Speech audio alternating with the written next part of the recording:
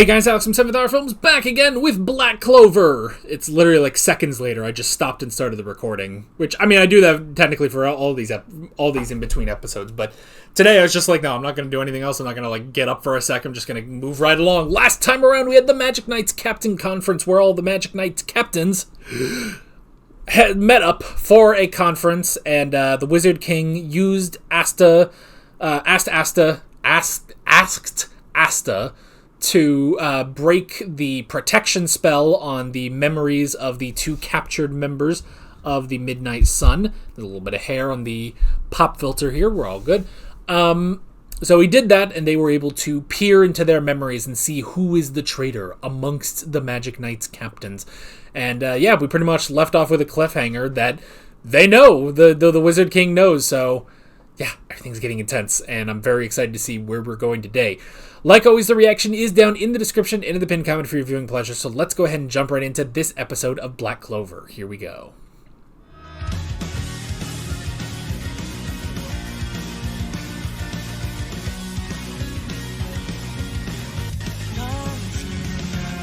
Going to a temple!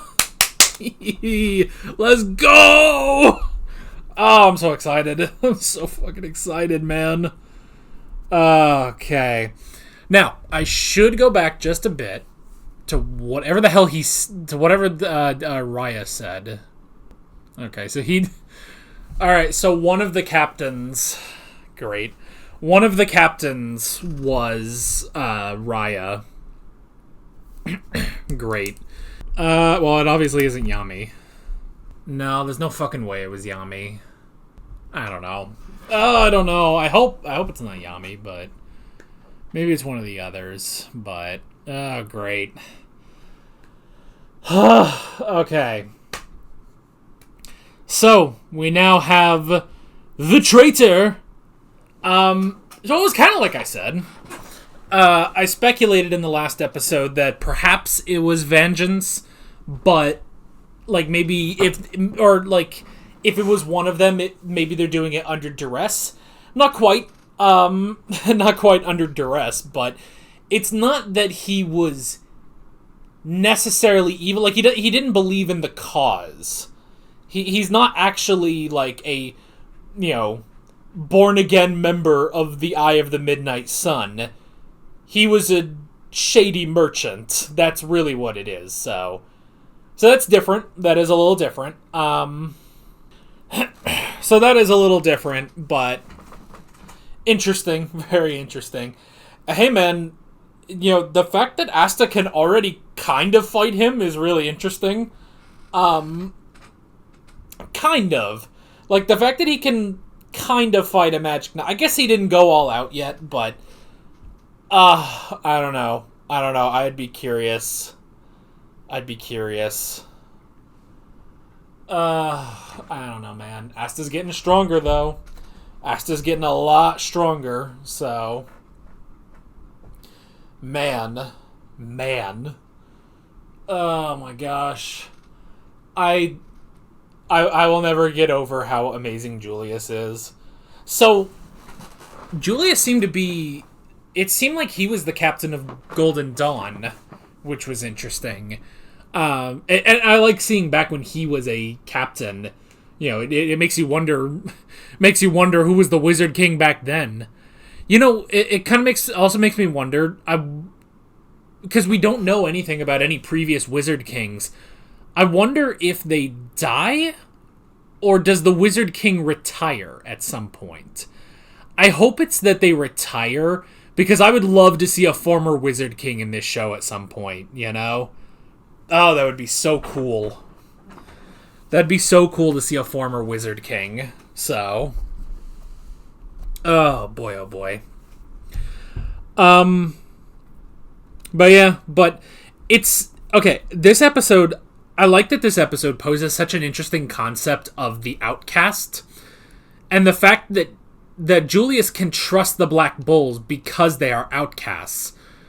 But in a sense, the Eye of the Midnight Sun is full of outcasts, Like, it's such a fascinating thing where it's just like, Now, granted, it's because, the Black Bulls have no ties, basically, to anything, Like, the closest is that Asta has ties to Hague Village, But that's it. That's just where he's from. In the same way that Magna has ties to that village and, the old man that was there. So that's the thing. Like, that's really what it is. But even still, that's it, really.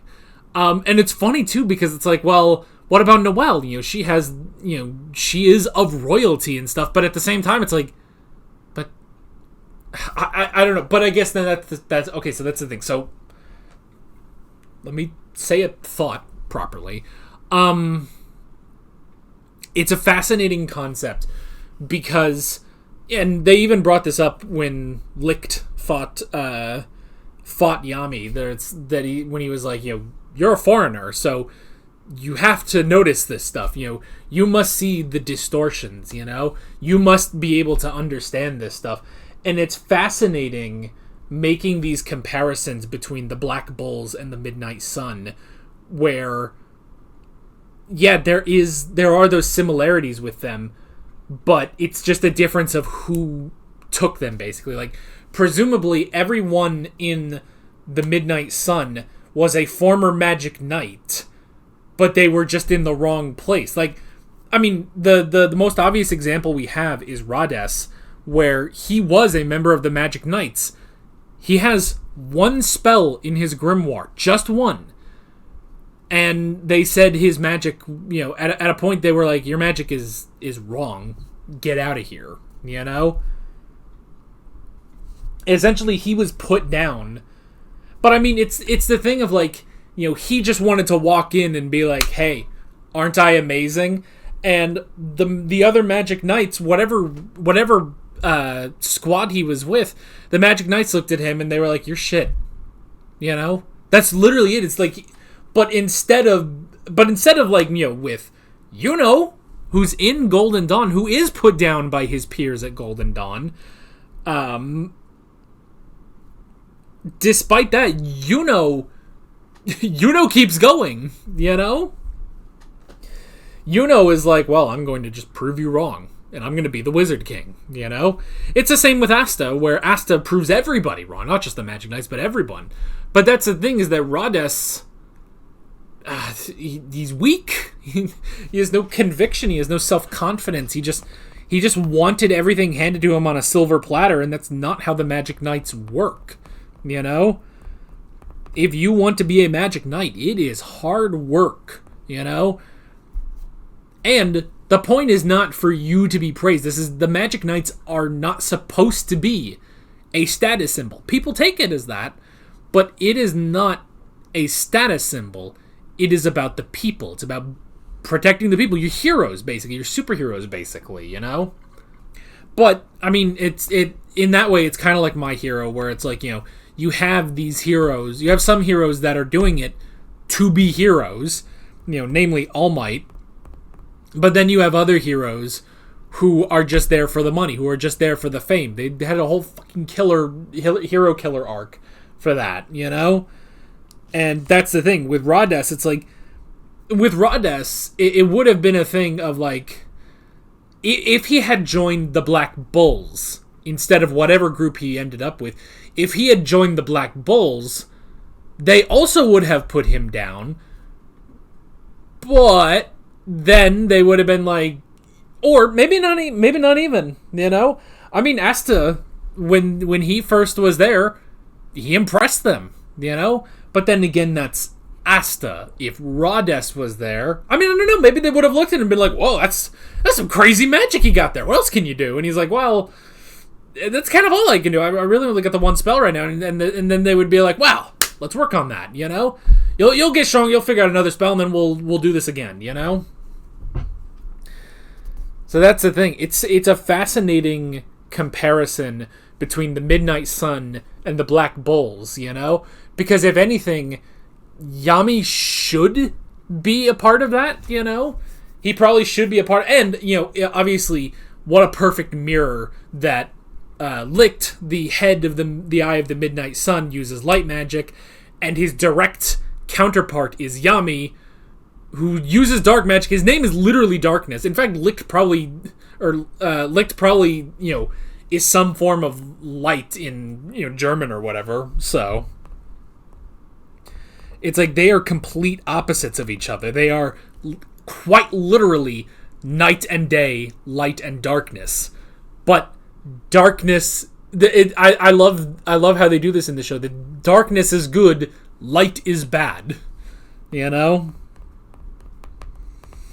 But then again, it's I guess you could say it's like with them, it's like, well, we are in the light. Everyone else is cast out into the darkness. We are the chosen in the light, and we will, we are the chosen ones in the light who will bring about a better world within the light.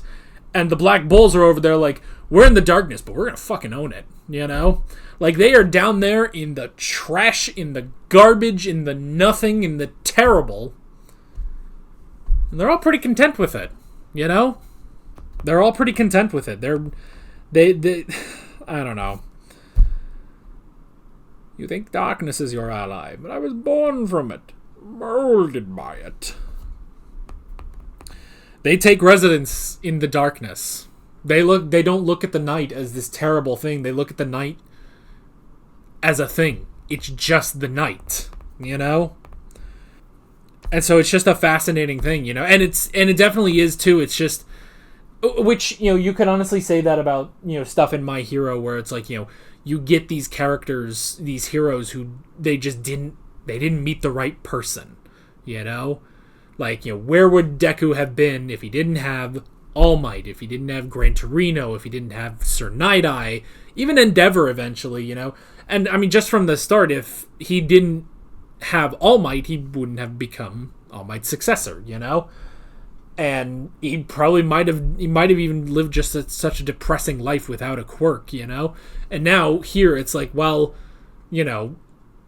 what would have happened if Asta had not joined the Magic Knights? If Yami hadn't, stuck up for him a little bit and been like, yeah, sure. And it's such a great thing because at first he does get that taste of it. He gets that taste of defeat of like, oh my god, none of them are choosing me. What's going to happen? And then Yami comes down and he's like, nobody's choosing you because you're weird. Prove to me you're not weird. And he's like, okay, I'll do it. And then he does. And he's like, okay, I'll take you. But you have to prove yourself. You have to really genuinely prove yourself with that. Asta had to prove himself. And it's just a fascinating thing. And it's the same thing of, it's just all about meeting the right person. Finding the correct guiding light, Rades found Licht, this terrible, selfish, horrible person who thinks that everyone owes him something.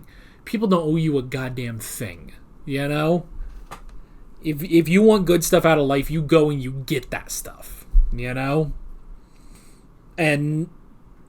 But the counter to that is Yami, who was looked down. He was all alone, He was all by himself. Everyone looked down on him. Then he got his darkness magic, and then everyone really looked down on him. And just all of this until that one goofball ran up to him at high speed, faster than the speed of light,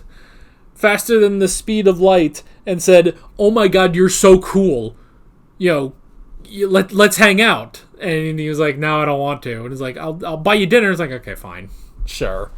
So, it's such a fascinating thing, You could even say that with Ham, whatever his actual name is. Maybe that's sort of it. It's just like, well, he went down some bad deals, He went down some bad deals as a merchant. It's because, they found him to make these deals. But he was weak and didn't think of the greater good. He didn't think of his own, well, he did think of his own happiness, but he didn't see the bigger picture in the same way that the Eye of the Midnight Sun. I guess they see a bigger picture, just not the bigger picture. They want to destroy countless innocent lives because they're strong? You know, like the whole thing of like, oh, the real oppressed are the strong. It's like, Jesse, what the fuck are you talking about? You know? So, anyway. What a great episode. What a great show. What a great show, man. I can't deal with how good the show is. And now we're going to a temple. We're going to an underwater temple. I love that. I love that. That it's just like, oh yeah, that dungeon that you went through before, that's like a beginner's course. This is going to be the real deal. It's like, oh, sweet.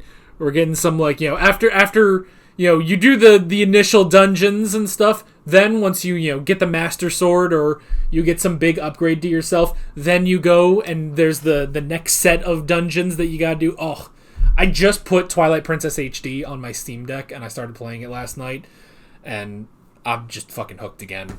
So I love it. So that's like icing on the cake for me. Like, this show is really good and really, really interesting, and it's a medieval fantasy that, you know, has a lot of Zelda inspiration, I think. At least somewhat, you know? And, it's like this was made for me specifically. Like, it's a medieval fantasy with Zelda aspects to it. It's a really, really good show. And it's a classic shonen anime in the sense that it doesn't do all the modern garbage that modern shonen anime do. Like, this was, like, crafted in a witch's cauldron specifically for me, you know? Oh, I love it. I love it. And thank you. Thank you to everyone who suggested this, because this was a great idea. I'm so glad I did this, even though it's so many fucking episodes, so. But yeah, really, really great stuff, and I am excited to see where we are going next time. But that is basically it. With all of that being said, I'm Alex from 7th Hour Films, and I will see you guys next time. Take care. Alright guys, thanks for watching this video. There's a bunch of links on screen if you want to go click around any of those. There's a playlist with all of my Black Clover reactions, as well as another video you can go click on if you want. There's also a subscribe button and a Patreon button on screen, as well as other links in the description if you want to go check out any of those. See you guys later.